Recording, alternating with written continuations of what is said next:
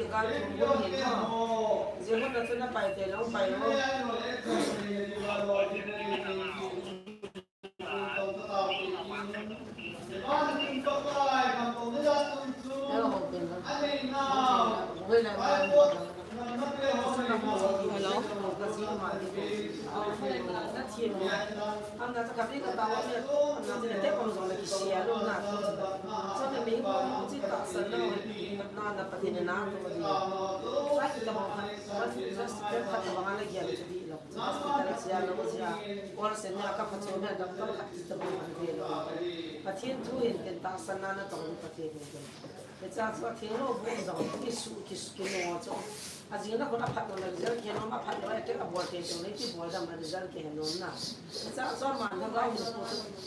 spiritual soul kaya na. Okay. Ano na dito na free account din ko wala na. Ito ang dili ako sa ano na. Sa hapta pa sa ito mata hapta kina na ko na nga abo ha. Mat. Ang sila na daw na. Oni gaw ako na Ivelena is a young country.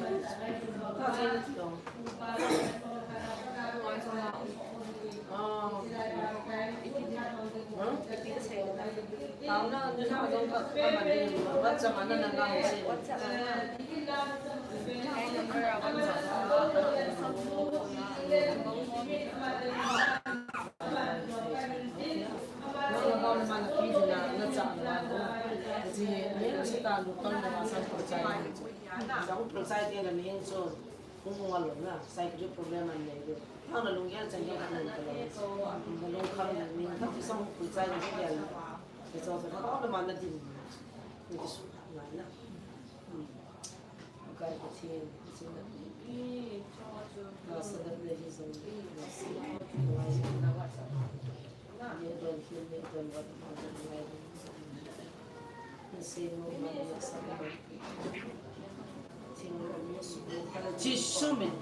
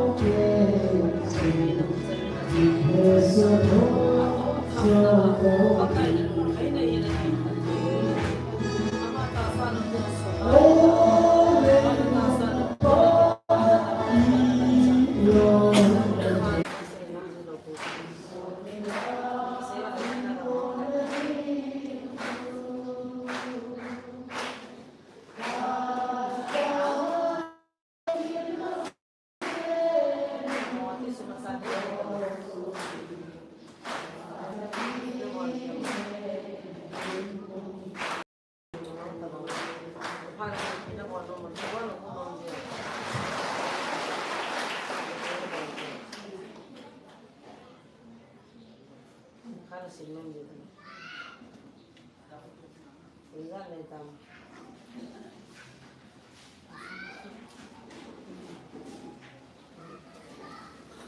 Slide down my pass here.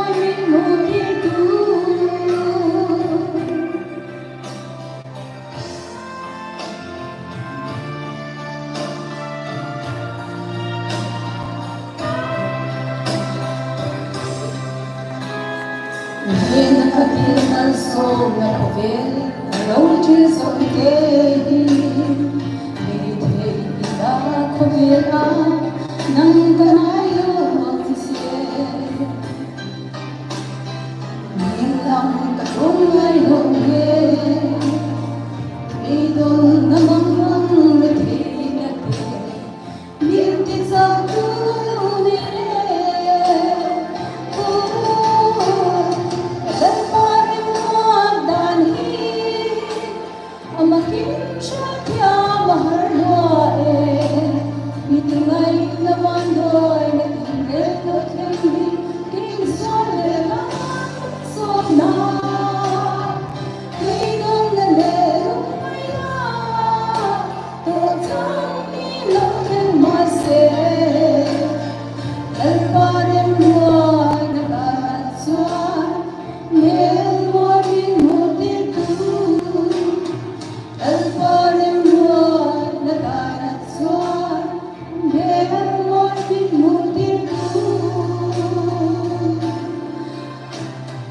Matinin no pinagsakin.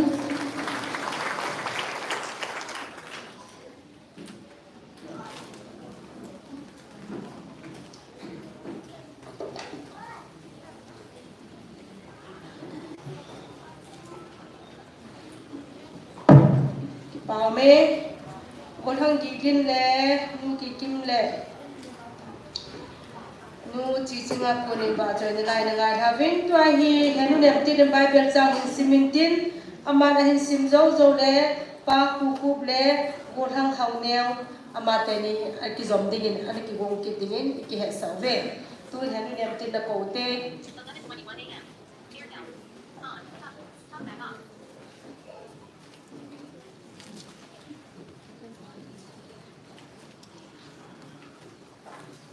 Oke Pak, in suami dia wajah usia, kami nuna selangkan bebe. Haleluya.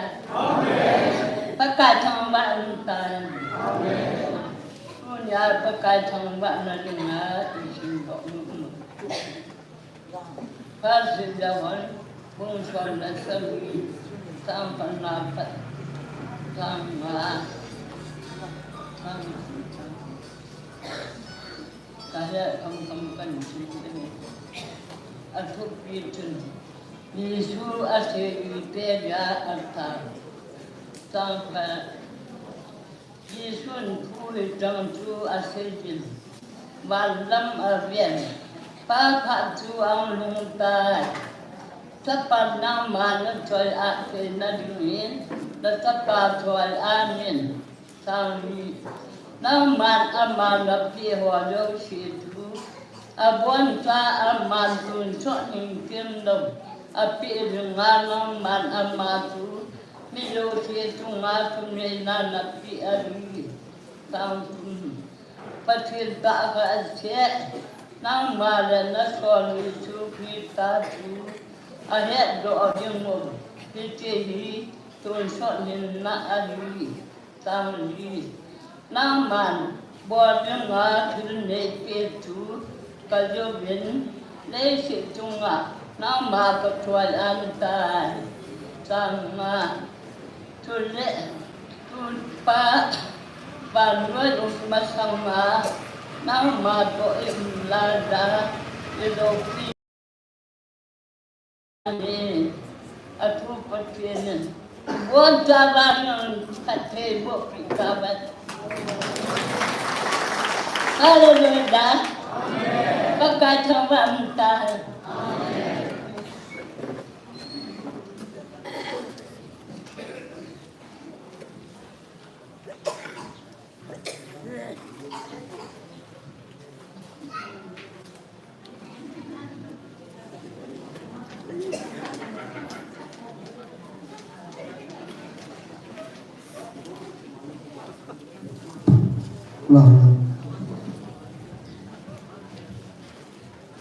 Halo, pakai pasir dan dingin, sansunga lungoi ti, tisu kai pasir dingin sana.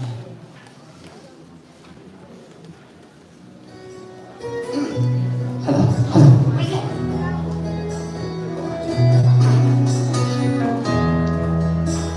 halo.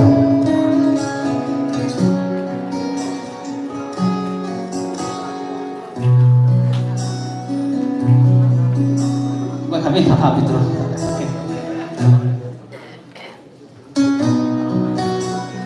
Halo.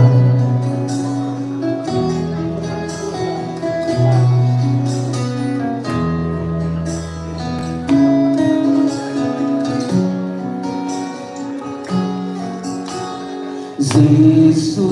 này về lâu bi ra bên Chúa dần dung na dung ôi ấy Giêsu này về chung ngôn ra bên Chúa đi kim ma dung ôi ấy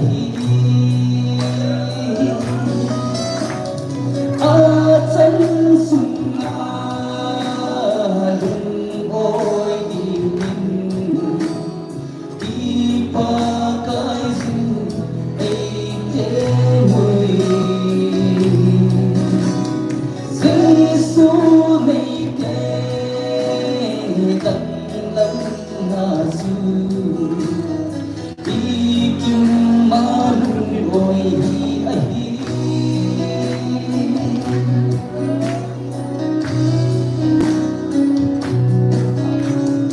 vì gian đi qua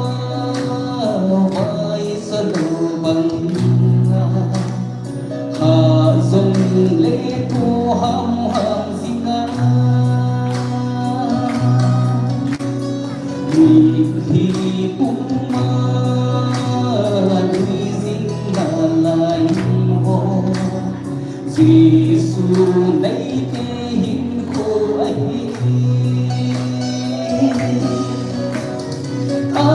chân sung dung ôi đi qua cái gì thế mới Giêsu lấy cái đắng lắm là sư đi kim ma đúng ôi ấy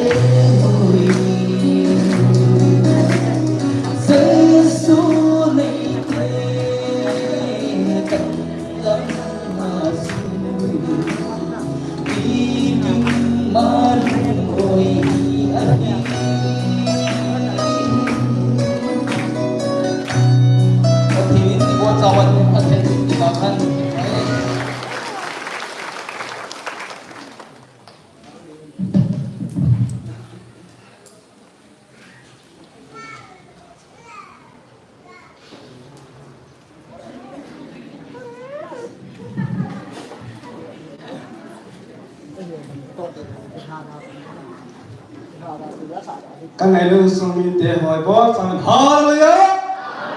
Amen Krista gan lên ta sakar ka sathe je pathin ka thambe Pastor hỏi hi rằng là khatu cái giáo ta cho bà lệ thà đi còn nói tại cái nó hòa mắt đến ngày cái giờ căn sai cái đấy đi Asa là trong kia là bảo pastor là lo cho sta nó thà cái trái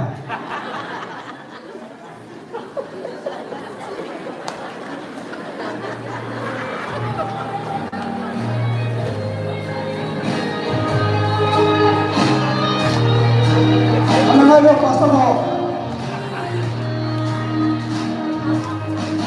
Oh, Pastor, evangelist,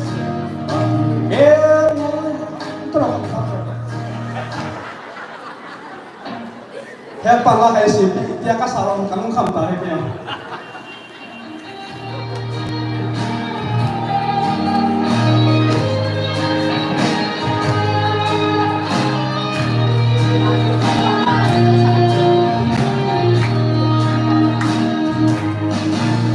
Pastor, evangelist, coming in on oh, long time, a whole week, Satan lay a sort of some a whole party, but he lay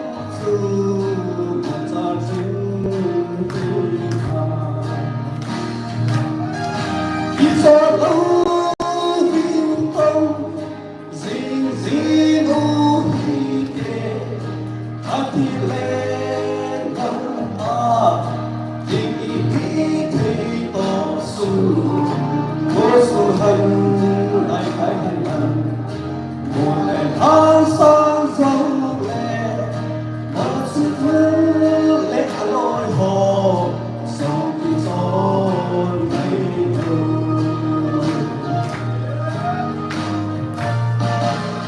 lòng xuống lệ lòng xuống Christian em tu ta thiên đạo em lệ tu hiểu em sa ta thích sông ta idea ti so tiêu hồng ito tiêu a tâm về ba thiên hát na so linh tâm si mô Kim soi lâu kim tông dịu dịu ngô hi tê bất thiên lê tâm ha tình ý thì tổ su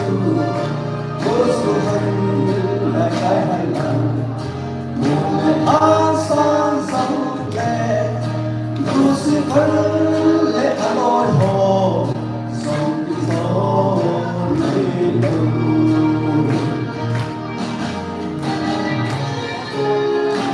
Ang mga item mo kapasok lang tayo pagkain.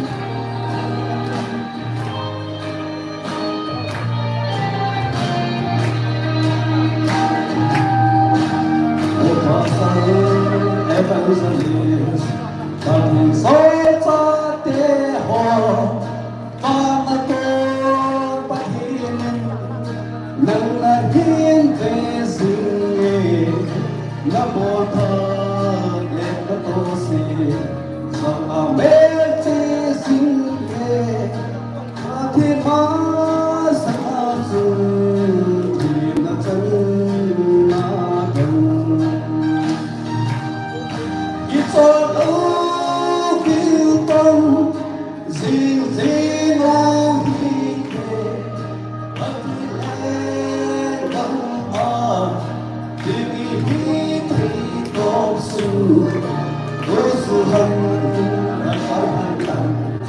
một ngày tháng sáng sông lệ lu si phân lệ lối hồ sông tu gió lấy đầu ít cho lâu kim tông dịu dịu ngô hi kê bất thiên lệ tâm ha tình ý thì tổ su vô su hân đại khai hành lần một ngày tháng sáng dâng lệ lu si phân lệ lối hồ sông kỳ gió lấy đầu Awas saya sampai kita tema trong kita itu baik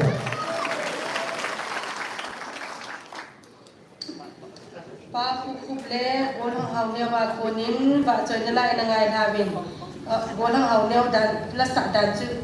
asek dan cha pa le tu na he e ho da nga asa hilovin pastor ho evangelist ho da nga sa dan patet na tinga evina ti pati ba choy la sa ayo ma mi target na ni main target pastor ho evangelist ho say and so as me nei dem na jis me la na sa ko ten sa mi la ne to kan la joy lu wa phu dai da me se ori tai ka ma ki so ngai lai ye so kan ni sa be se hama sa lu wa phu be se ja na an se ko lo ke tin tin he tin jo he tin so za bol ngai na thi zo se mu ni ki za bol to ki che ngai ti ba chi tin ke pa min to ai ni la sa ti hi thumam na lai ki phalam pu te is so cha te ho ni Saturday ni Sunday ni bo hi phan ne da ga school ka ye ni se ba hi ha ro nei su su la sa lom zo ai ja chu na a ki la ga yo sa da ta ke ti hin se sa zo mi te kan pe tho tho ki he ne ki ki ngo kan pi de bon ke sa de pung no ba thong na lai na ya si som la khat ma khai ba de ba hi la sa dinga ki gong zo si le kha mi pe o se zo kan ko de ni ge na ki gong da hi ti su kan he sa de he zu to hi aba da chiutin nunga je min la hu sa tin asa zo zo le nunga lam nei vai ama te ni la ki zo ma mu sa ki den te ama te ni sa na ko ta te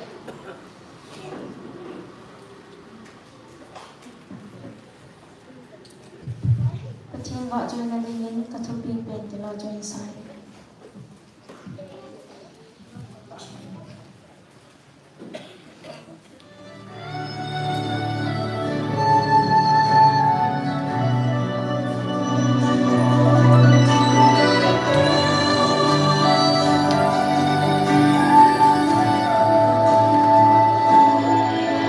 Không thích lắm rồi nên hát lo ta cùng mình. Tiếng ca chị em hình là ô phúc ca sức vui tiếng ắt tâm mê các chị thêm cô sẽ tân nhiên đi tình em nằm vắng ngóng xuân đình yên hình là na sông về yên dòng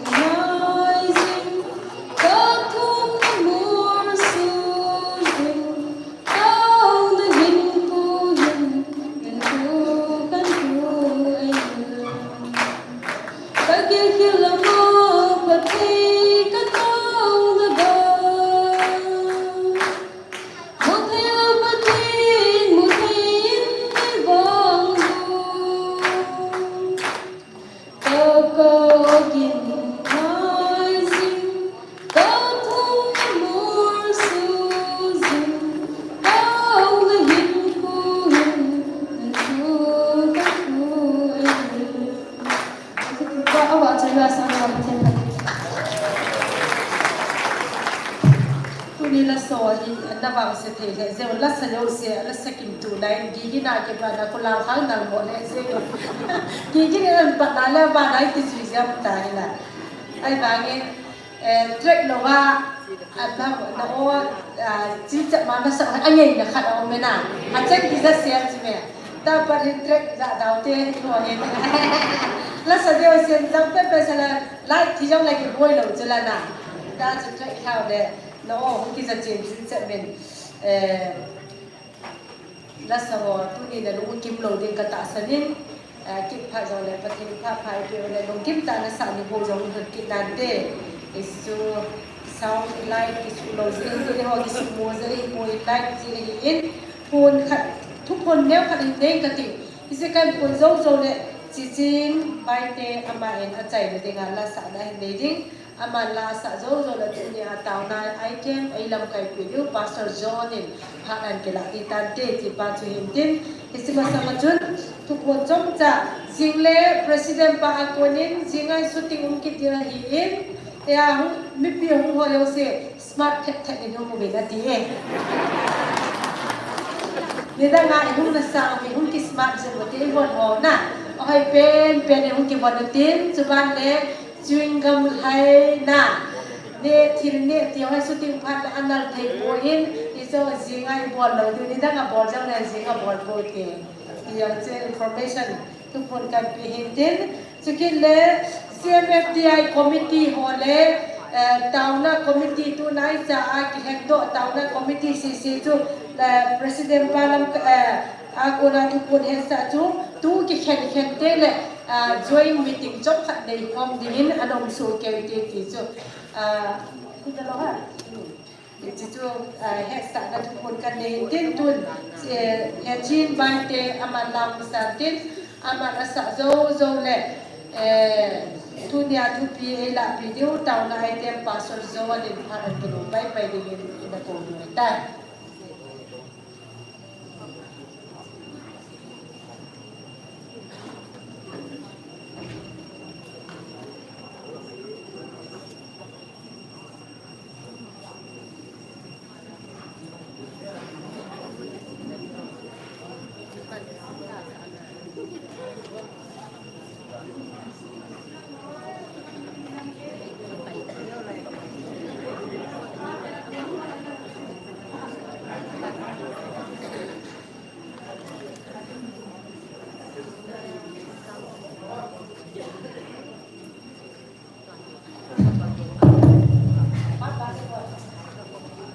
Salah tanya kata dia ni kau nak baca.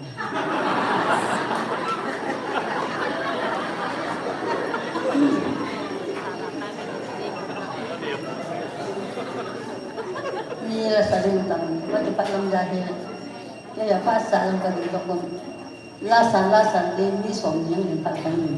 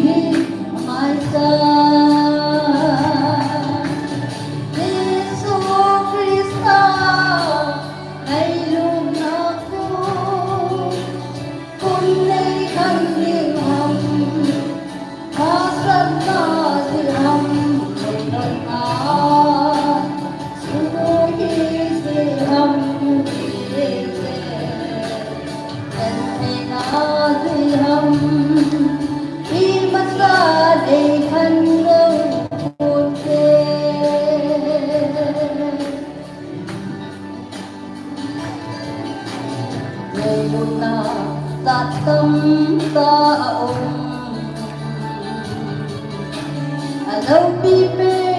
pathian ei ngày lúc na thiên bố thế gian du đi lung ta bên sông a sien pe Giêsu Christa ai luôn là cô con lấy thân linh hầm hạ san na dư hầm để ngọt ngào sa cô hi ke hầm nhân thế nó dư hầm đi mất xa để thân đâu buồn tê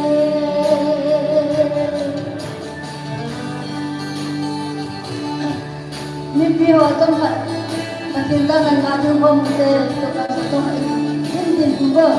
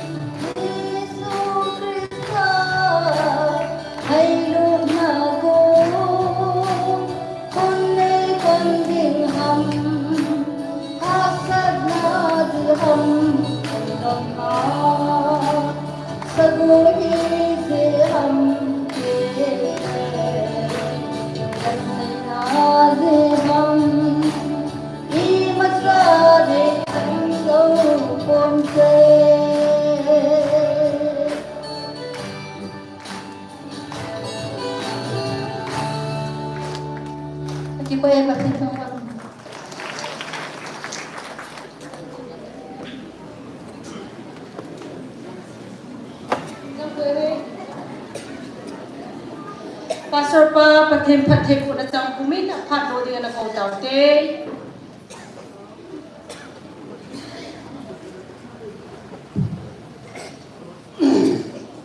pakai phai a jose pakai pathe hat na he ki dangin vano le se na hin thil sim dang zo se na su na za na ba choi ji mi he mi hon noi ba choi di ba ki long ta hin tu nya la tam ta so he pakai pathe ki pa te tin ka yelin va na hin va ti te asu azani tang lo he a theng ki na ba choi ji me ti hi chi hat chung nu pakai pathe ni kha ji wen tu ni hin pathe ko ma ki pa thu se ti ingai chat ho zo se chu min koi da ke tin ma sa pe ne ga lai ta ga nei lo ngai min ti gal zam tam ta pi ki me tu ni hen gal zam ho zo a gal zam lam ki hat na lung mong se lai ko sa the hi pakai pathe ji hi le se til su ho hi vet la ki nem na de am pu hin la pakai pathe nei ji min ki nem na tin se ni rin ko ma Izi chuni bon chawin pathin thangwa na nei hutin wa choi hutin ki pathu sei hutin e ho dinga phat na ho hi amma sa pe ne ko ma ki pathu sei na tu hute i the na chen taw nei hute thangwa din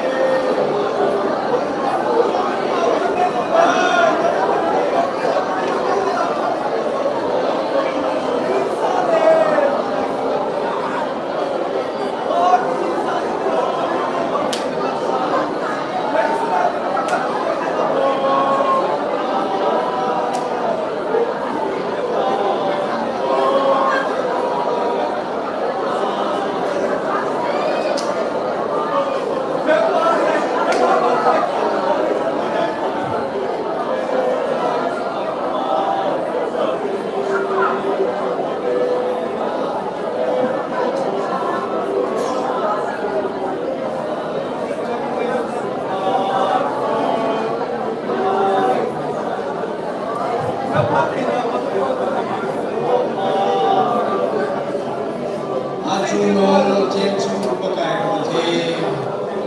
đang in tâm này bị hóa ôi sụp ăn mình chỉ lại mình nó vào rồi là cái sao và ta có mà cái bạn cũng sẽ thấy ra có gì mình em bà cái chân kia ai cùi hồi bao năm mà có mà cái bạn cũng cái sẽ chút này cái cho xin là dấu siêu này ngày tôi muốn làm tu sun phan này này cái hộp pita vinti a kapag Yesu Krista minakatawahi. Amen. Rome bung som la thum tang som la khat som la ni. Rome bung som la thum tang som la khat som la ni. Hichipat hi itobang hi na heve. Hichini dan hi imuna kuna kha pha na hitai. Ajechu ita san kilai pasangin tu ni so cha na di anai che tai zan so jo che tan ko wa na pai ding a hitai hichi chun muthim na to pai hau hitin ko wa bonin ki bonu hite pathenin bon che di vina tu phathe bu pitau hen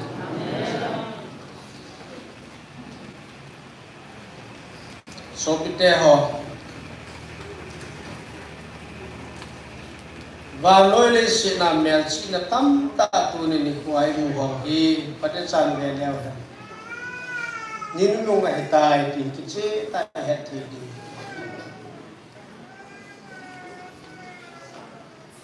và thế nên lung sung mít aha sa ho anh nó không hòn thì hòn thì hỏi cái chế ta mù thì bạn chúng ta đi hiện là bắt thế tu ya ghi na sang lên iti ka khol wagen ka hezo ko je chun tu ri sun pha na he ka het lo thu kan sei din na ka het lo thu kan sei din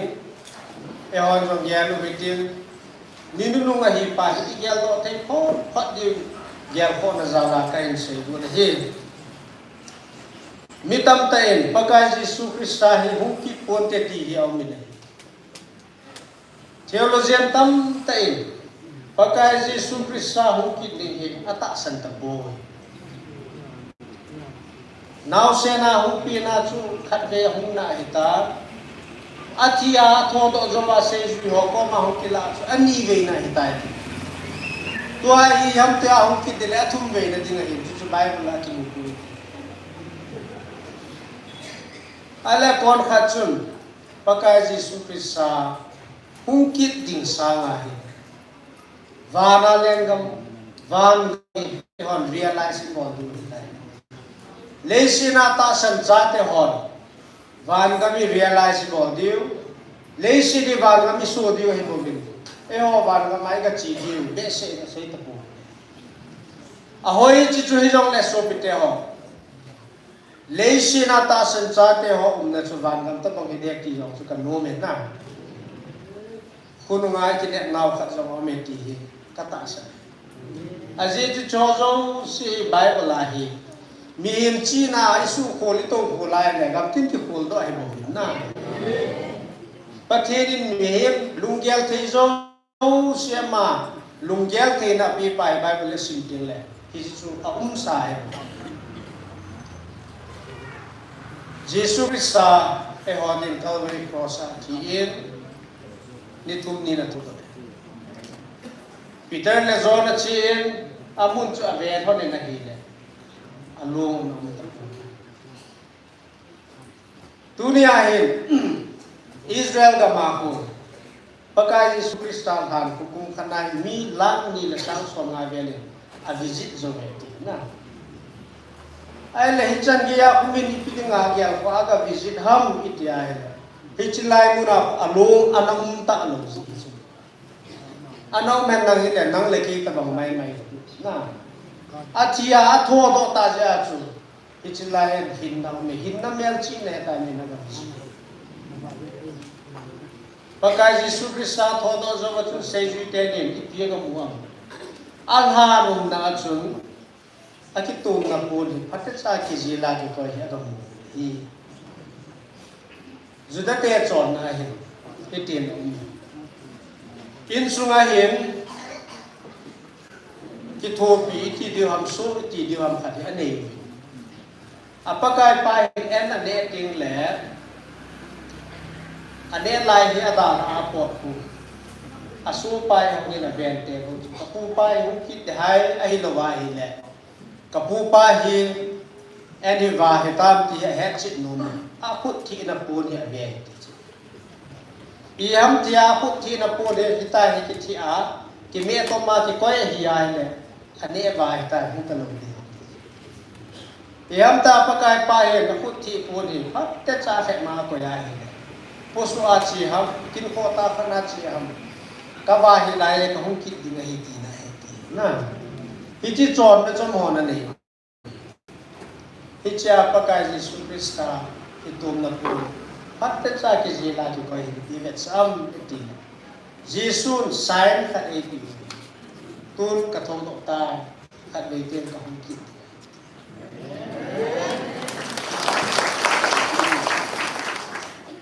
so pite ho Genesis bung som lakhat Genesis bung som lakhat na hi vet na hele Nimrod ki ti pa hin mi tam ta he alam ka si ai le ama lam ka hin ni ho hin ti pa vin va lo li se na hin ti sang alik sen mi he masumang tua ki pa na hi ta hi pathen pa nei bol thi lo di ta hi chi pathen ni e ho chunga hi a sia pa lo la tu sang le nai su mang ki lo na di vai e ho pathen ho tan ki thu di I ki ven di e ho jong lung gyal thei chi hi win in sang ta isa di ve ti win na ba bel in sang sa win hi chi in su van chan ding in sa hi a ki na kai tu vin patajan na to khom vin phin la adoi pi pe lu chi pi ham mi ti ai ne mi him te hi pathin manga ki tu ding lep ding in jing pakai pathin hi su min se ding ama khia la mi him ki tu hi pathin nom ta ko chi pa na chun pathin pau che sa en pau kana kyong thei te ju tu pau tam ta pina che ta vin na to khom wa he le tong khom thei lo hu hi na ti le chi ding na pau ti bang ta lo hi ji chu hin la na ti le hoi lam khana chi na to khom jim lo ta hi ji chu na in sang sau hi azong ta ku ven pathen din mun pha ding ti chu pathen a nom po hi chana chun ana su che ta hi cha ko na chu na group ben ama pau và hiện group cái xiên tao mình và nuôi ngầm tin hiện cái họ khen tao mình tu lại mình chừng mình tiêm họ nên tin là xây và nuôi hiện bao vài xây đi ông lệ năm mai xây đi ngay ông lệ xóm xây năm xóm xây hay và nuôi bún pi bao vài giống hay bún pi thì xóm xây na ít chứ họ chú và bên sang cái sa anh cái tiền chỉ họ chú hít tiền ta dình mò lòi ai là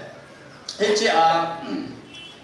Nimrod là đúng rồi hỏi à chị ta vin và nói cũng bia cái tiền thằng ta khang ấy ô nên cái chuyện là không san tu ni ni ho hen hết chị Babel insan ấy nung tung tong cái đình ti ha ta nên và nói đến xin là cắt chinh ấy đó cắt thu này thì họ à bol thế à này thì họ rồi sẽ trả cái sắp tới Babelin sa nung tundo kit ni koy lit na ding ham itia hele satan lit de tay na pathen do na kitung do hi amasa chuin ta hinan din tua wang hi in ta ta pu athu a ki vai hop na chuin ta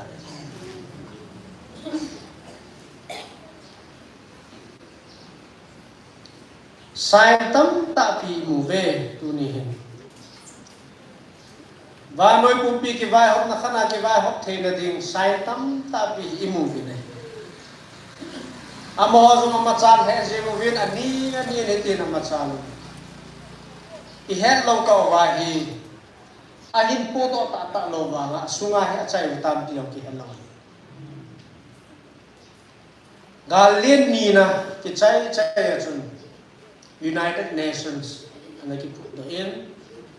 UN and I keep put the hipping I keep put Hamitine. Vanoi Pumpia Chamna, Mumona Unading. Chitingland, Vanoi Lesian, I cut the Katkizatua, cut the Katkingai Tainading.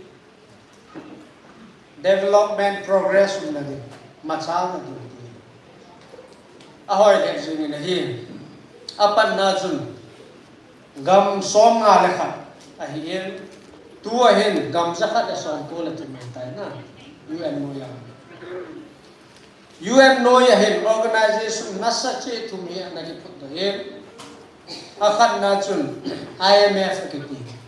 International Monetary Fund 1944 Achu Gal Len Ni Nakichay Masangcha Nahi International Monetary Fund to World Bank him ki put do home he den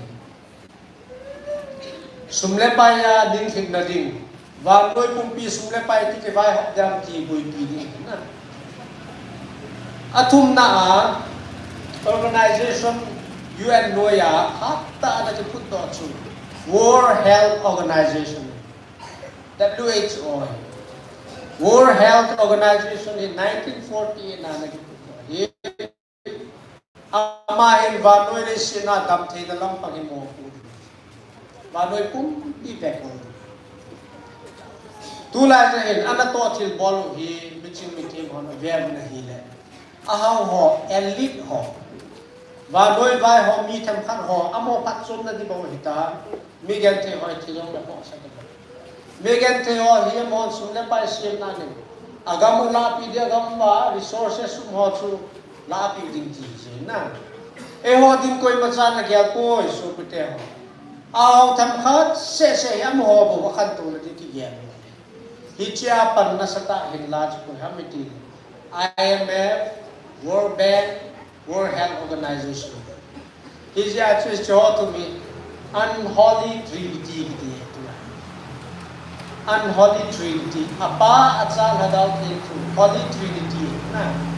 Apa atsal hadaw ting na to zo siya kile lamang na ito nga ito niya manoy rin sila. Galhin put do, nak talaw hin po do, mi chigam na din, ahawa hin khen kitihin. Hichi organization to me, a bad one. Hichi achu Unholy Trinity kitihin. Amo ho hi yon imutheyo. Organization ko hin amo sanga ha jo ko imamiti ne anunga is secret society kina hichi society minju ta po kon khanin secret society team kon khanin deep state team kon khanin illuminati team aminu isa za omini na amo hichi ka hive tia se na min a het now ahile Atil gono hi ahoy je cham na na ding ning thin na ding ti ngani hin la tu lang langa na to til bolo hi open ten ba noi mi hat thei din hong kita lang gam tan ni nu ma hong hi pa na hin akiche je tan so bite ho apha sa ngan aphalo bol do atam zo ta hi 2010 na chun US National Intelligence Council to European Union Institute of Security Studies Hichiteni organization lamkai na hin 2010 na jun vanoi pumpia miching mitim ho zo se thula the zo se ko khom na thong ven atyo ha na report chu piham itia hi le vanoi ya hi ke vai hom na khana ke vai hom di global governance One Governance 2025 thing yan hin tisu to ai hiji chu idan 2010 na anaki lu mai tai na 2025 thing la ba noi pum pi khana ki vai ko di ti chin zo se chi lai mu cha da ai le hichi holoi deep state ti di globalist group ti di Hichi holoi agenda hi vetti nga hi agenda hi imalam zo se area zo se ai ta he o la hen bo Israel se Babel in sang kha tu tum do te ni bo na akhat nai ve theu chu one world religion và nơi bu pi ho khat na ki pun khom tin ti hi chia hi Christian lam kai zo si zaw ai ta so Muslim lam kai ho zawin Islam lam kai zawin te le Judaism lam kai zawin o dang na ho zawin na và noi khat na iti ki bo khom di ham ti na chu a thu pi pe ni ho ja ni thingama mi ngol ki is one world religion ti and ku do ven Abraham chilha te asaku a Abraham panghona to Christianity khada hi Islam hi to Judaism hi ho se him Abraham family house ti ven Abraham in sumite ho in ayin sata hi to Ningkum 2023 March 8 Wanachu Anahon Toretai.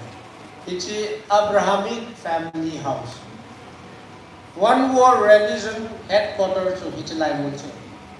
Hichilai Munchu Abu Dhabi UAE. Abu Dhabi Aho Kampang Ta Tanai. In Tumasawin, in Khatru Christian Tepatin Honai. In Khatru Muslim Tepatin Honai. In Khatru Juda Tepatin. I think that was something nice. Ningkum 2023 March date one na hong do ta ve. To ati pa na ho za ki bui ta lo diu. Ichi form diu ta su le kai. Ai le asoi kai hi so pite ho. Khan le khan hin form ta sia hi bui na. Hoi lai ta so phalo ham iti ai le. Tu ne a Bible le hi. Pakai Jesus Krista. Kay Nampi puta chinehin na kahiti pai na su. The uniqueness of Jesus Christ na. Pagka Jesus Krista alam dang na. Ichi Yesu mga. Hozong sin apa pangen hilua hem. Hozong si he patin komsut na ding lampia hisu keze tito. Sama sa Singapura pop chia. One more religion declare ka bola sa sa kenta na. Mobilize ka bola le. Ai le pagka Jesus Krista ta san hi zong le chun man na lu thea ti le hoi lai Bible la ko na ki mo hu hing na hi akha hu tu chun hu hing na hin kha ru hi satan a ki pu ma hu nga hu kha de ta lo bi tu ni ai ka chinge ka thi me ti ho hin ipp hin bol di man in the name of religious pluralism. India here tam ngai ta khai man so religious pluralism. Ho tam ta ki lu to ta mi form di na. Nang Christian long chun fo ko kiam Hindu hin ka ti. Convert ma nei bol hin kin long nang convert na bol ko nge ti ta bang chu. Yo ki ho hitin ke ho la zo hung than lang nang zo ke ho la hung than na ti. Religious pluralism. Ho ya hi. Hin la so pite practical life iso amiti le. Anti-conversion bill umat India. Midang khatsu kachia pathen tu ka sei pia Christianity a kapui lu thelo ai ta. Ei ki mat do ala jel kan lu. Da ne na kha ta. Hinla Hindu ho in nang le ke Hinduism ai pui lu the. Ni chu ipiti hi the ham ne ti. Home community. India hi Hindu ka mahin Amasai miyo si Hindu kihin. Foreign missionary ho ako na ho ta ho no nahin. Hindu an ho lu ti wa na ite. Original ho chu di chu na. Iti pansat di ho ta bang phana. Baka Jesus Krista tayo lamdang po Yesu Kristo. Say to the ko gyang to the. Along let atisana e that pao chu koi pacha along let atisana e that pao aman ka hung kit mo he koi hung kui de ta tua Jezua hinuwa koi hung kui de ta ama lampi thuta hinna ahi ta ta sno so hung kui de ani na hen climate change hichi globalist agenda hichi climate change van lo hi asa che tam ti na ala gari ha to be se industry factory tam be se le na hu ho he hui lao ma le asa che thing phung i phu phar vin asa che inia lai a sat to tua sa ki hello ti chu chang na ki hia ilung thi mai bu mi tam je chu tam phat ki chu na climate kum khela ki khela hi pu su ti bu bang zo sia jun han tu khang le na dim tal tu le ti kum zakhat masanga ma ka bol naw chuan me sang le angai na a thu se se abo jun la a practical amu na jun lo climate justice ti na hege chan gam khat chu pathen til si moi hon no ibet sui diu ngai ngai vacha sai ko mo tha tha lo diu apa chom lo ating phu pu lo diu hin la so pi ke ho hi cha hi pan sa a pathen ya ta climate change Donald Trump in climate change sa dinga su pi to America te na to chu Paris sa chu ka to lo ding eta atin chu President hi a chu mitam te na mol ta ve pa hi ti da na ti adi a he at sanga pang je ga to lo chu hi chia suma mu ho hi chi globally so hen am ho in kama si am ho ideology và đối cùng pia hi mà chal sa ga ding hai man sa 2022 United Nations Climate Change Conference at event COP27 it is COP27 in 2022 acho no mahin November ha hoilai muna maham te Egypt muna na ipidinga Egypt so asen ko hamitian Sinai Peninsula Sinai muni Sinai muli conference nei win conference nei lai tao ka hin tua panahi climate asan adap hoy patitsa control na thei nga pan hoy tai la diu hi ipin tha diu hi ikisi diu ativin na ibang sia so ni ipia bol ta vam climate activist society Sinai mon chunga kalto win mosin tupi som la namuna chuna chevin Bible thupi isu penga jivin tula sekieta mene nan ipia khelvam tile 10 green commandments Bible pathini tupi some ipi pau hi akhian waita 10 green commandments su ipiam til se mo manglam ti ting phung ha phu ting ki ho tu na apathin ho na dinga apathin mu do theina dinga thupi ho pai mong ba til se mo za mo na khen hichi agenda la anna sapen ko hi climate change athum nai he bel te su te ho ni hem ama changwal thani na human rights ti he Christian and human rights claim to mo Bible pa ta cha kasimana kamu to su pakai Yesus Kristus hin human rights claim lo ti ang ngai dam jing he na right to live ngai cho amana claim ti to right to live na right to livelihood iti ai la tu di hen ni za tai society nu mele pasal ati bang ya kabet rong le ti bang na ai bang ati bang ya ti e lang hi panalai west la kun nu mele pasal ati bang sa ne ati la pasal khat pa lo ha no me nu chu asuk la tu ta ni ahong thau to ni bola ne wo ham nei khat ham ti la iki ba hi ti na no nei khat no me le pasal la ke bageti cho pat na hi aba na hi ki hum chi am ni ta tu ne no me hi ko ham ke pasal ko ham ke Genesis apa thirin mi he basi ma ko nu me khat simin pasal khat sime su ki to ti he so ke chuna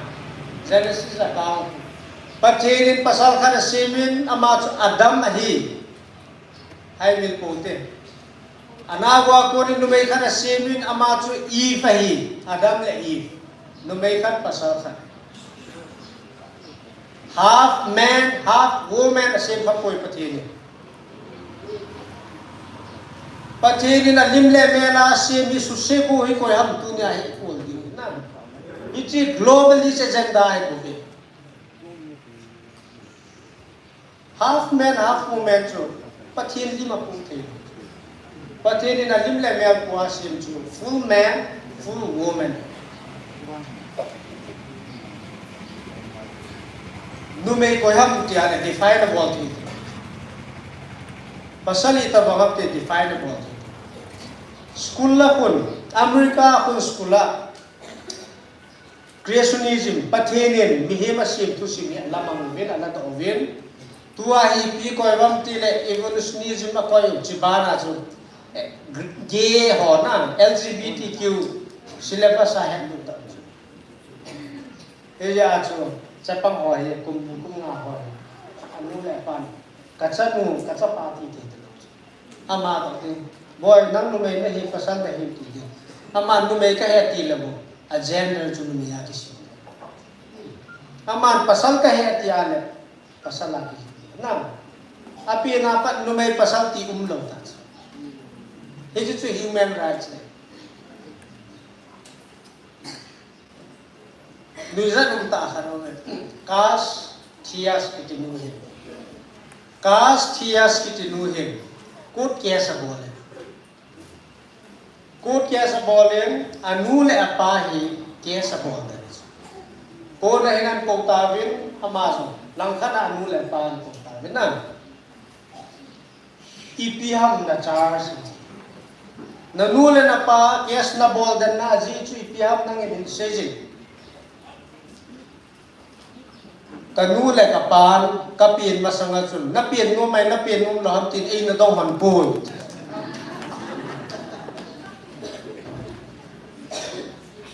Na ei na dong hon le na in su han itabang din mun ham itabang mi na hi hanam ti ho ka ko din ka pen ngom le ka hong pen de ti amor ko na ti serious ta ai ti sa ta mi za ko mai ta su le shi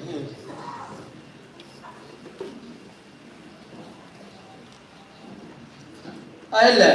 pathirin dunia hi pathin ta san ho hi identity ki chi lo ni ke pasal ka hi ke nu me ka hi ti ki chi cha cha layman's evangelical fellowship ma principal secretary pa Dr. Joshua Daniel jo adam lazing interview bon ki ama na si layman evangelical fellowship mahin mi sang wali lgbtq men ichozo se hi counseling ka bolowin pathen ko ma ka taw ki le kun straight ki sugam ta na medical condition hiya nahi ta kisu to thelo ti nahi apin tha pha do ven asungwa cheng lagaw panovena da ha pa tu ni hena bon chavin straight asu gam ta na tahi naw ke het chik gam ta ve pathin nil na me asu se na dinga he lam chung choma sa ta na to hi ahile kichik goal se ke ti hi mi jong sin na chate a support thil dang tanga dung du thi bol da pe cricket cái chuyện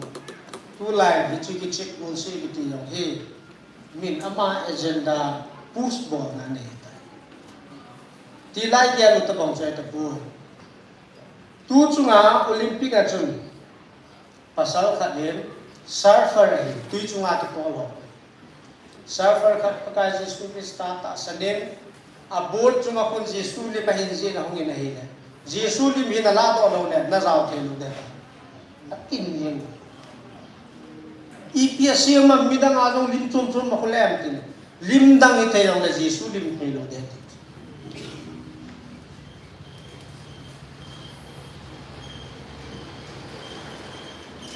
Commonwealth Games 2022 Birmingham opening ceremony vezo sin head di na Commonwealth Games 2022 opening ceremony EPU mang hichi globally so hen vanoi puti bal patien nu ho sa ki ti ai lo vai le molek patien nu ho sa ki ti molek ki ti chu tu la ya akinai pi pen he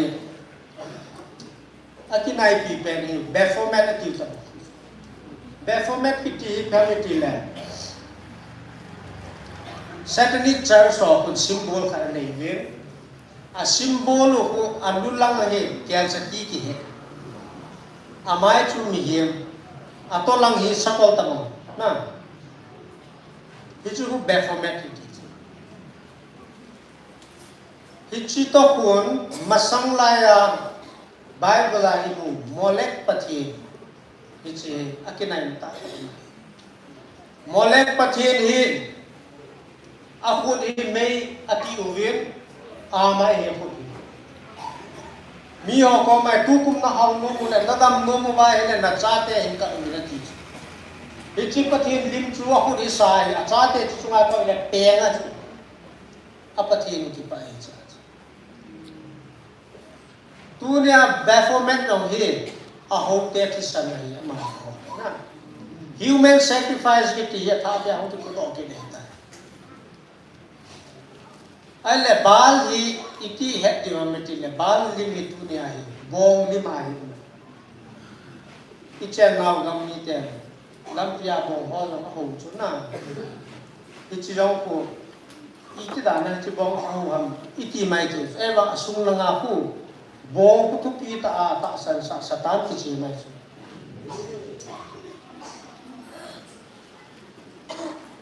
ka ho wa bong khat Christmas lai ma that ni alu chang hi mi pi lan choi do ve ni chung grand ceremony nam kai pa chu oi lang bong ni ba ngai mang si nei Desi aja ni sih, Prime Minister pan nak kerun tadi. Celayan nak hong ini cerita kaya he. Ewan imat saya gelo, pakai sim pada tu zaman tu deh, cina. Ayah mah hotel ni waktu tu gelo itu. Tagaw panawinan tu ada lagi suing. Itu cina tu tagaw panawinan. Ayla, Commonwealth Games opening ceremony hin mechanical bull. Bong chang ta kada chi a ki sim ta di an pon ta. Namu yung 2022 ay kaya na. Chi a ki sim bong ka nang kaya do vina chun lumay ka na to. Avel ay lumay tam ta lang. Apun na hin sung ba chuan. Tu stella ki ti sung chuna. Bible इंसान के साथ हुजाम से हो तो मी सोम से ये नम सोम से ये अति उच्च इची नम सोम से ये हो से रिप्रेजेंटेटिव मी सोम से ये लाम वालों मी जो से नंग एक हो दी Commonwealth Games आचु बहुत बाय बोम से ना आयले हिचाची पी इमो की रवाम तिले và là cái ôm hòm lại hiện tiêu hết ôm hòm lại hiện video cái các tập cái chi gì không số tan thì hỏi in khát hi asa sa vin mi hem chi này là sa vin a chạy là chú các sa dâu ta về ti hết sa này giảm na hi chi in chú bà bel in coincidence of boy thì cái tôi su kèn của việt rồi ai là tu kuma Olympic Paris sao chú event đúng không thì chú event tiếng là mù đỏ thì chú vong du hiện mãi là nào cái hòn có nái tàu tàu không kilo chúng ta chứ nào cái hòn hiện nay là lúc trên xe lai tàu rồi mà là cũng chỉ mà không à mai là mà cô bom luôn tàu bal tất nhiên là sao đi chơi ngã xuống à chỉ dâu xe năm dâu xe cũng mua khúc đan vào rồi à ba là chun em apa mà homo thì tao thế homo se ông cái to nó về pakai anh rồi nó bỏ kia nó về anh ấy rồi mà tập rồi pakai anh rồi nó bỏ vào grab họ nè thấy họ chung là cái tàu lẻ chứ họ kêu vào na sân gì à chú iho pakai Jesus Christ đó này và nói đi sẽ na ato Children of the games and sports are what I would take out let children treat it down. Chiting land Olympic 2024 at zone. Sa kolkal kan ang kaya so bitewa. Achung ni na move on. Tu chunga ang kaya sa na stay sa ang kaya do. Children si azine so okay. Abana hen medical lab pharmaceutical company hi akichik now hoi oi e on dam the na event ita sanovena amon business ball na ine heta kichik na ine hi unia hi HIV hi ikmo hamti hi ka hin fu kumala ko ajis kanungan na tamta na hi anu apa về cha về lâu aji về aji khát về lâu ai là doctor nó sẽ là chỉ mà thì na ra hi tabong mong ham chu si kata gan tu 1981 na HIV ahin po to di ba kêu na ba ka nahi ha pe cha ka hin le so te ai sa akichilo de ai po ithi na diu ya ma ko yu na anak na ahit jai chi diu ham alo jai chi diu tumai cancer home kita munzo sia factory company ho koi wa industry koi wa hichi tu ho ki hal tai don lu le ki dam mo ta ine cha ho har gen thia ine le ki dam mo ta hui tieng to lo i don lu ti ho lu le ki dam mo ta cancer evading le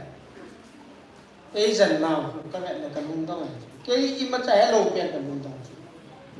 radiation ra cancer cái vị thế thì va Asian tiếng là radiation ấy bon radiotherapy thì na chemical ra cancer cái vị tiếng Asian tiếng là chemotherapy cả thì hết mô sa ta thì liệp bon tan cái iki khol đi về hòn na ai là nát là dòng gì cái tiền anh sẽ sụt tan Japang lo cái cao họ ko phải phần hầm tí cái nó là cái tạ san lần trên ta à science là cái hello na medical line là cái mặt trà knowledge cái này ai vang á chú jin mua cái này pha này cái chân nó liên nó có cái nào cả miếng akima cái anh neo người cái cảm cái question chu ta pathin mihim khat hi asiam ma hele ata san veng asiam pa to mihimin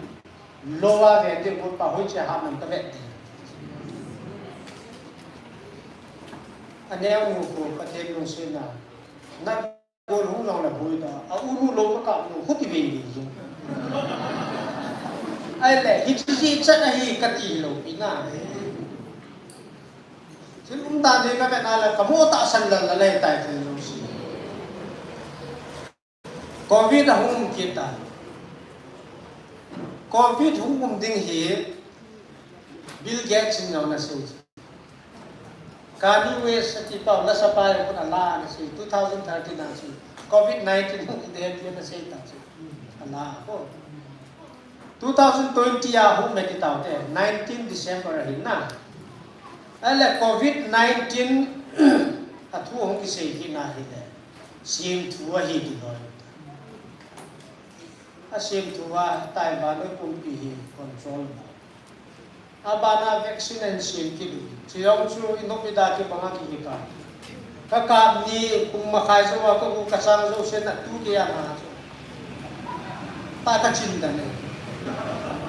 kata san lo to kata gito hoi chi ta hoi chi so ham ka hem ka tian te boy asu ka sei le kon ka den chi ka dam bi ti noi kit na aba na hen veo hotel music le movie industry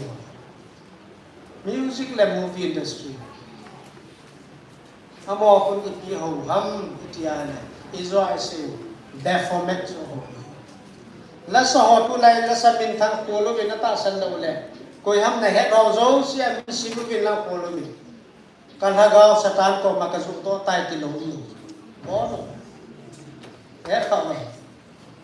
no mai ti pasal ti o ba ti la ju ti me to ai open ta se ni kan ha ga satan ko ma aman min than na ap aman how na ap ti che open ai ta su ti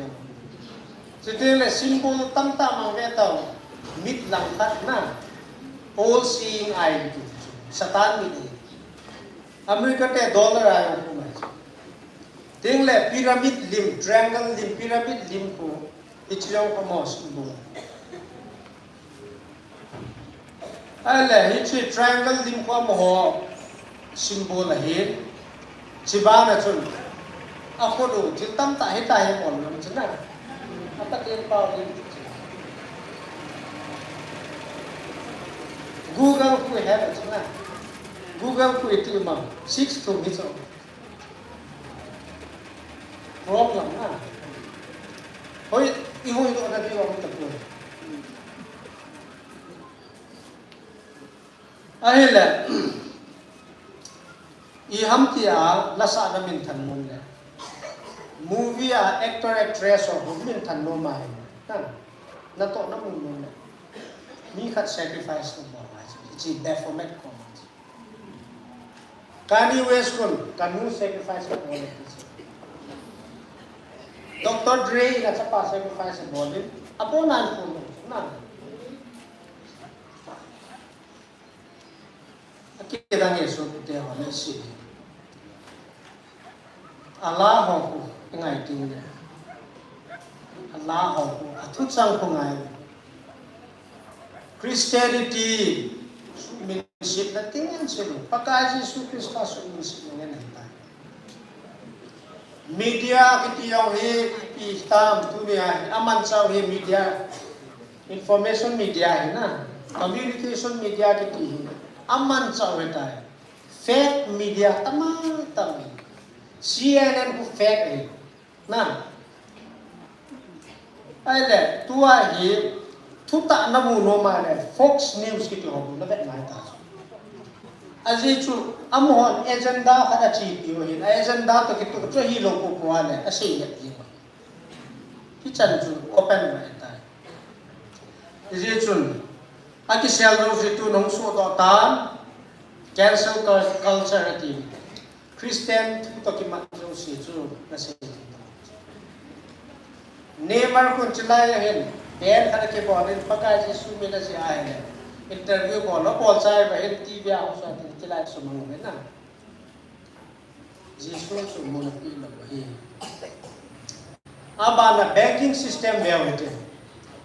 banking system i na hele India hin bank tam ta chu tu hen nga se ke won ko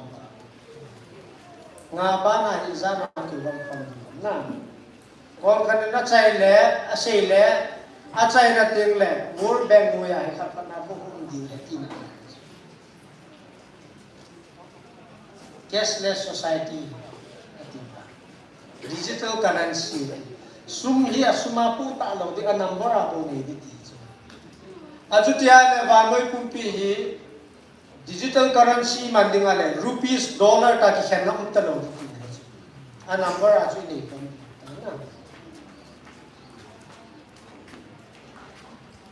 ki vai hom na khat chu hom tenga le hi chi a ki vai hom de da chu to ai area zo si ki su tu defense lang UN peacekeeping force ki ti ko ti la chu kana ge la chamna de wa chamna na tinga ya mun mun ai to len jam ka ai la ni khat le kha khana ga sim do je pe wa noi khata hi ki ko khom ti mu le defense na hi piti na i to khom di ham ti chu ai ki tim chu le ki pun khom dan na to khom de da na ki tim chu le Prime Minister pa Narendra Modi ji Parliament na sinta New World Order hum dia hai India chu dia ke one of the best players I party open tase tu la ya hen social security system e hon Aadhaar card ti hon ta na kaloi khari hausa hi chumak chi ta ka ko ma hongen oi pu kyo kon Aadhaar card ka tin mo hai 3666 hai ta ka tin mo hi ka cha te su kai ta lo government ang macha bol ta lo bank account nei ta lo ti nangen ati chat le se pi 666 hai hi lo ha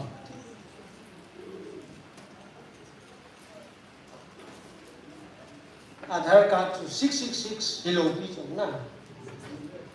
ahi wa nga 666 to atimat poi ki ti the lo hi so ku ti 666 kun na dia wa hoi cho lo hi so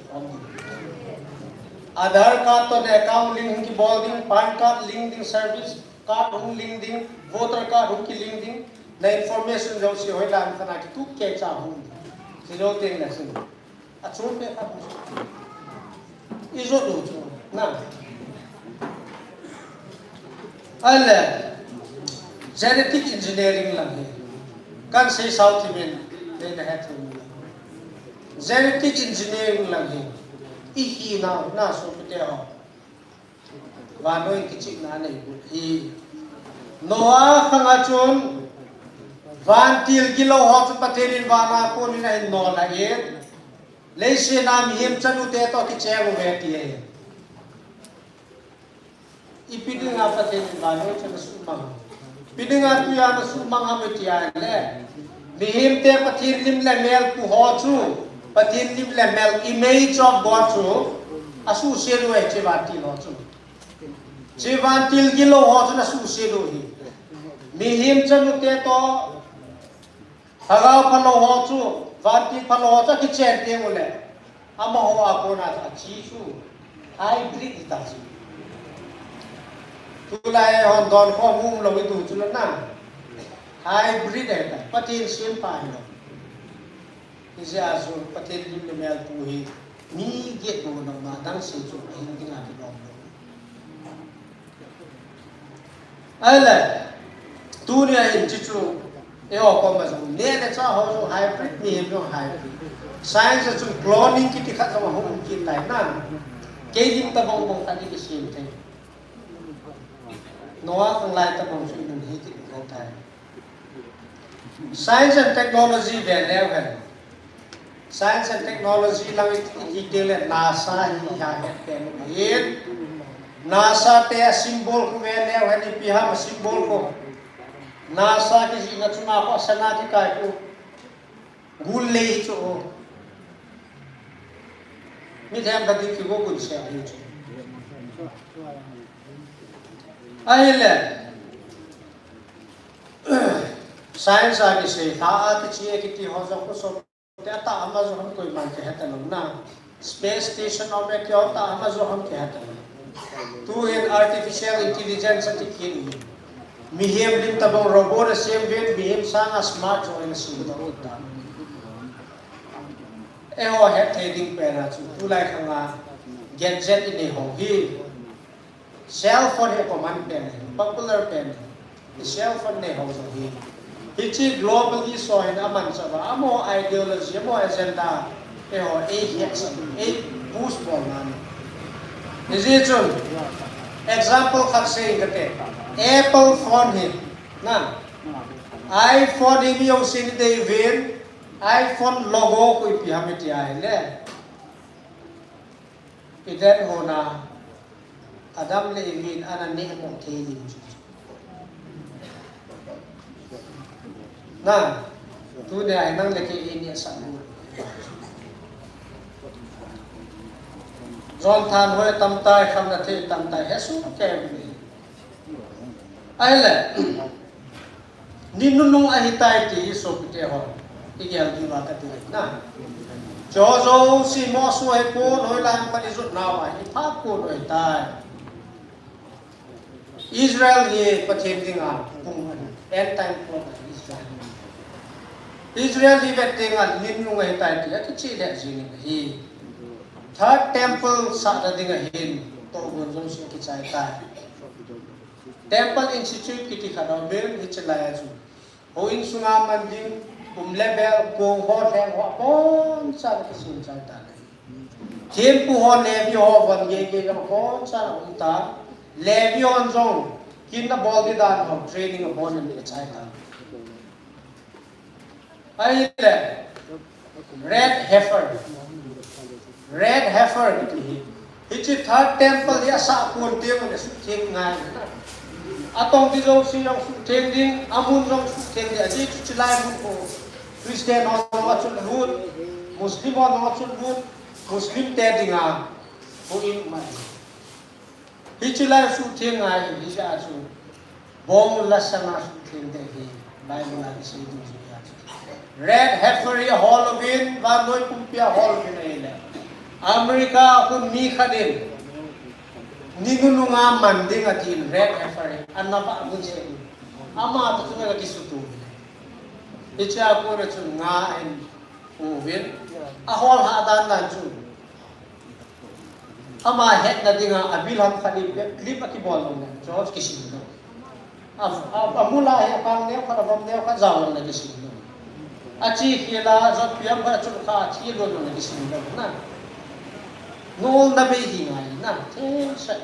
it is nga can take nga improving ai Israel government in jong na phallo in la abon le with pet animal kati pa mo di ka ha to no de ti ju chu pul kha sa pi vi to ha ba red yang a pha da jin ting le ni chu ko tha di tha tem ko ki sa pa le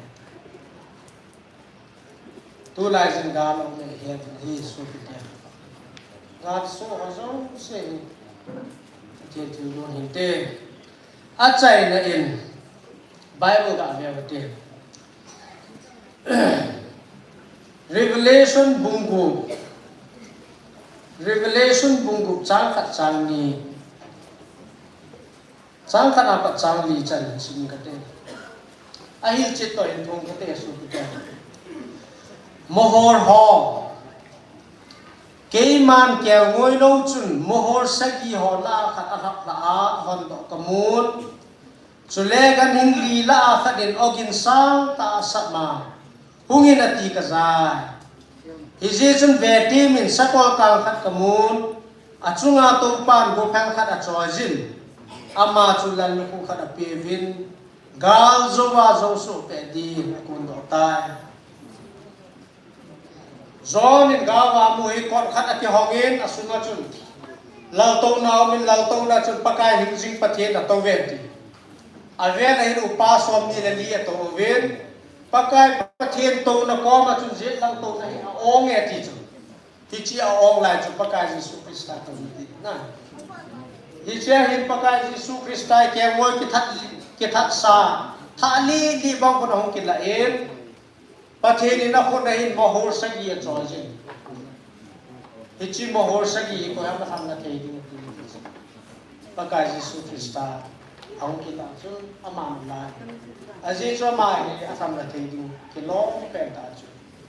ain hap la chu ipi ka muam ati su zon na ain hap la chun mohor khat nai hap la chun first lesson cho pan tai ni nu nga dinga sakol kang khat kamu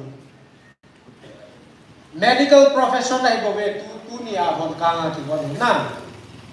Revelation 19 na ki sei sakol kang upakai Jesu tok na dinga hin dunia cila sekol kang bang hele bol tu deception ne kil pa bol dinga ki boy akang ki ti ko no medical profession ham kang achunga to pan go phal khat achoi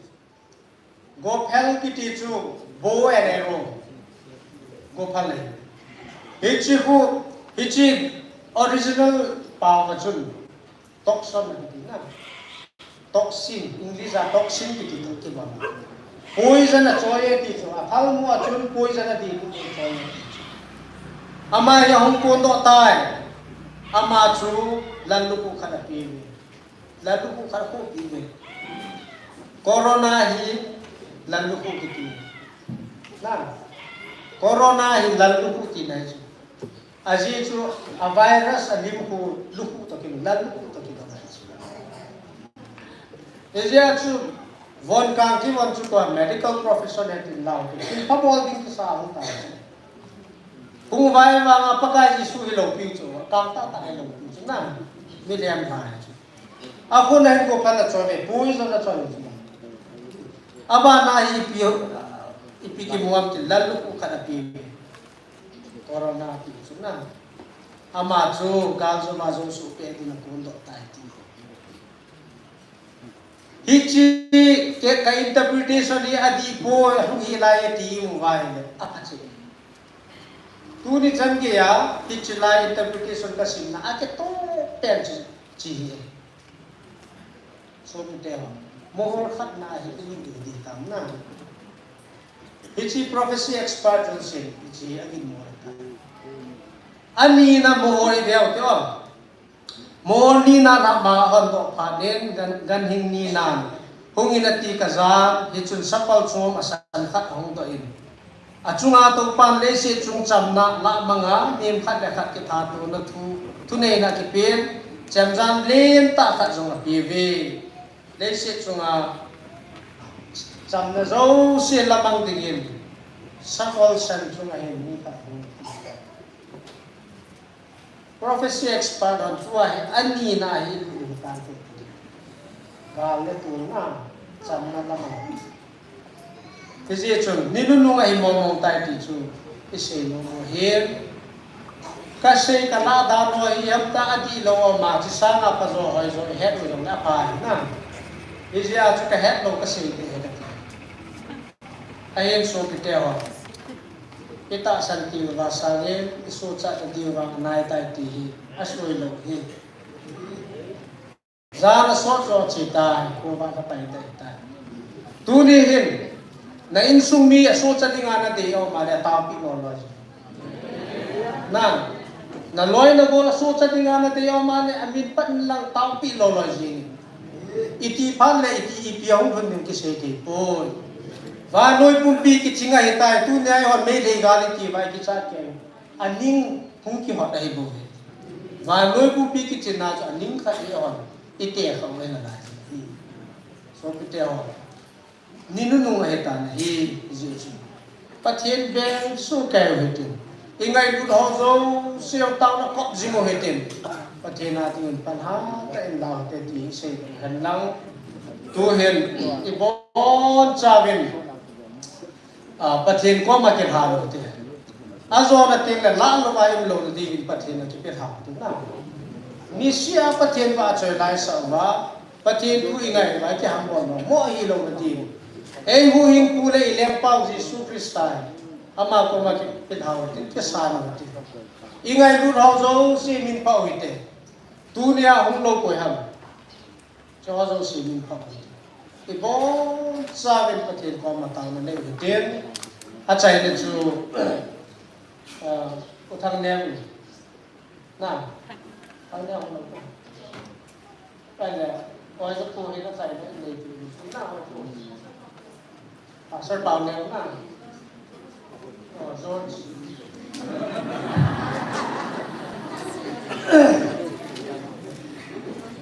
Nghe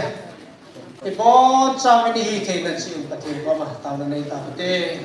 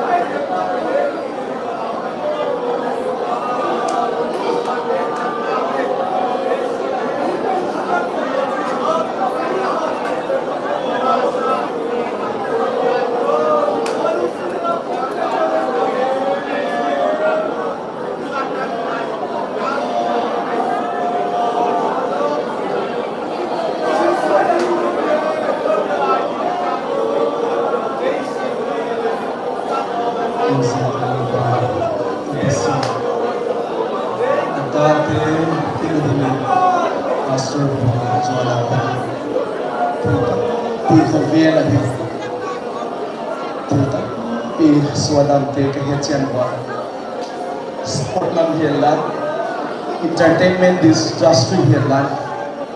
music lam hilan, medical lam hizong lehepa, ka society hi sual nale setanil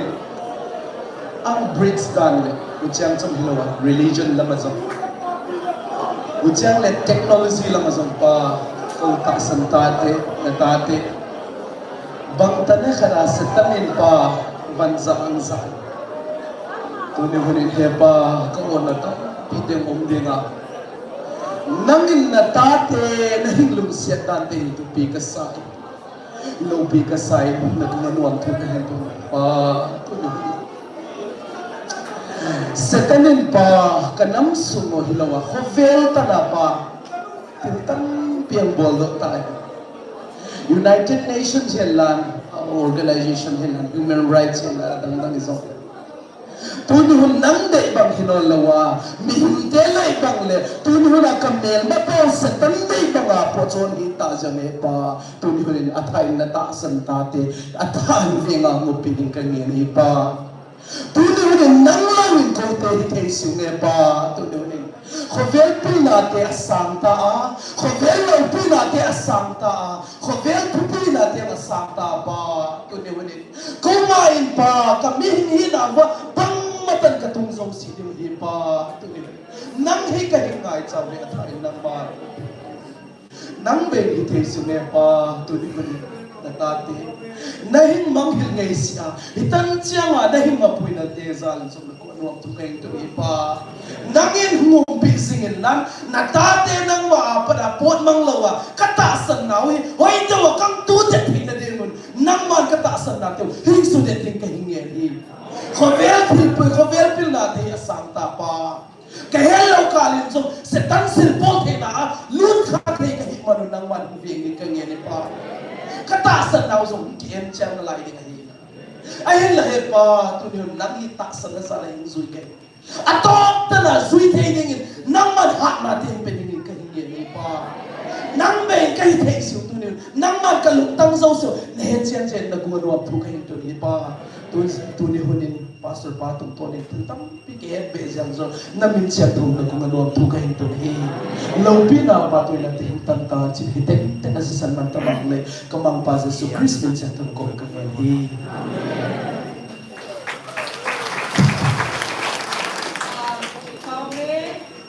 Pastor pa ako din Revelation 2 nasa taatin ko na hihek no ho tam ta ihebe mazalan ko thili thang ba ve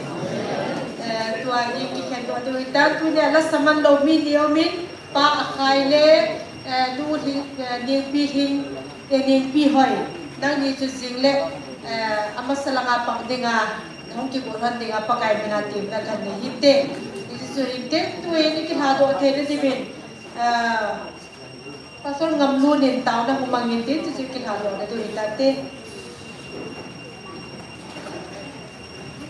tao da mang lo pi le thiang sung nung ai ngai lo wa ka pa ng ka pa thi na phat the le kidan ta ni lo pi nang ma wa soi khom ding le nang ma thung wa khoma nang ma tu pi ho zui khom thia hin pu tam nei pi wa ka program ho ka ki pa wa ku na ka ki khan chanawa na lo pi na le pakai nang ma thu hinga ki bai cha na nei koi pi na wa hi ta ki thon tu nung ki khen do ding kai ta bin ka lam zot na chiu le ka lam la na chiu wa nang man nei don pi bi ki tu ke cha ki khen do the nei koi na cha ki pa thu kan seun ka ma ba nin kho yong ka pa na kho na hin sa ki nen pakai Yesu min kam tau zon a hi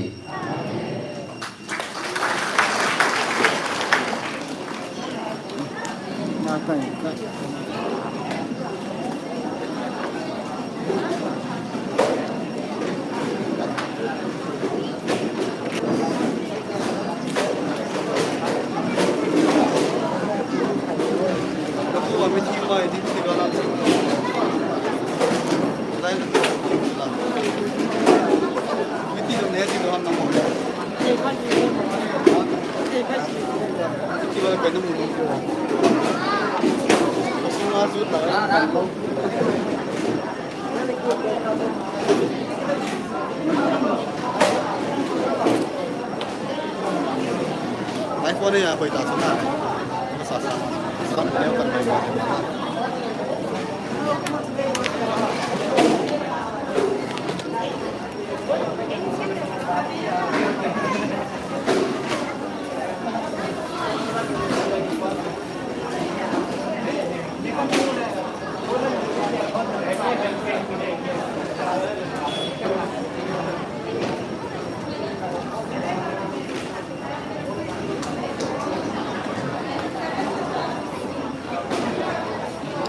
cái lên nắng mà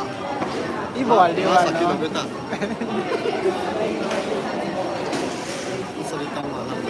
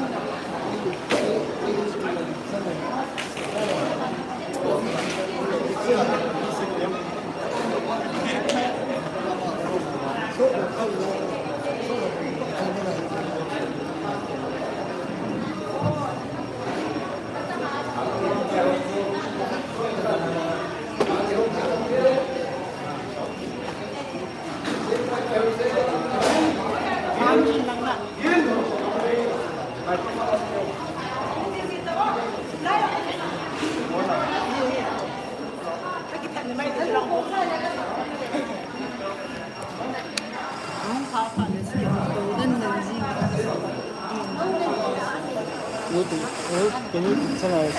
cái gì đây là năm mình khoa đến mình chơi bây giờ sao gọi là tua thar do Nampi mai chang committee ho chu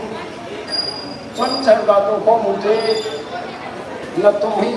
tham bắt ye thiếp tu su dan la ki mo ve moi a to so the mo te ja chu